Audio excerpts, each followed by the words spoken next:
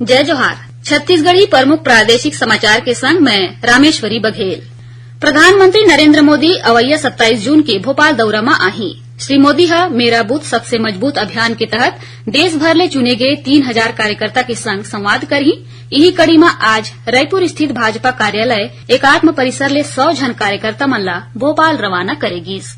प्रदेश में काली 26 जून ले नवा शिक्षा सत्र शुरू होवत हे। ये मौका में मुख्यमंत्री भूपेश बघेल ह नवा शिक्षा सत्र ला लेके अपन शुभकामना संदेश में कहिन हे कि जम्मो स्कूल में प्रवेश उत्सव मना के लइका मन के स्वागत करे जाए। मुख्यमंत्री भूपेश बघेल आज सुकमा जिला ला 303 करोड़ रूपये के सौगात दे। मुख्यमंत्री वर्चुअल रूप ले विकास कार्य के भूमि पूजन और लोकार्पण करीन। अंतर्राष्ट्रीय नशा निवारण दिवस के मौका में काली 26 जून के प्रदेश में नशापान के खिलाफ आने विभाग के सहयोग ले प्रचार प्रसार और जन जागरूकता अभियान चलाए जाही। रायपुर के शहीद स्मारक भवन में आज प्रबुद्ध जन सम्मेलन और मीसाबंदी मन के सम्मान समारोह आयोजित करीगिस। कार्यक्रम में भाजपा के राष्ट्रीय सह संगठन महामंत्री शिव प्रकाश और भाजपा प्रदेश अध्यक्ष अरुण साव शामिल हुईन।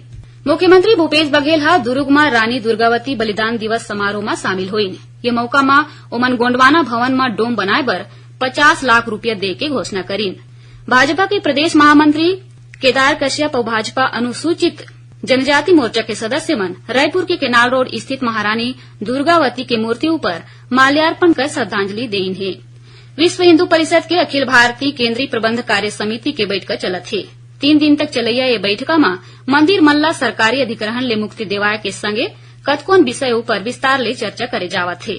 रायपुर के जोरा स्थित लाइवलीहुड कॉलेज परिसर में काली 26 जून के बिहनिया 11 बजे ले मंझनिया 2 बजे तक रोजगार मेला के आयोजन करे जाही, जेमा 1000 ले ज्यादा खाली पद में भर्ती करे जाही। और मानसून जम्मू प्रदेश में छा गए है। मौसम विभाग अवैया 24 घंटा के दौरान रायपुर और बिलासपुर संभाग के कतकोन जिला में भारी वर्षा के चेतावनी दे है।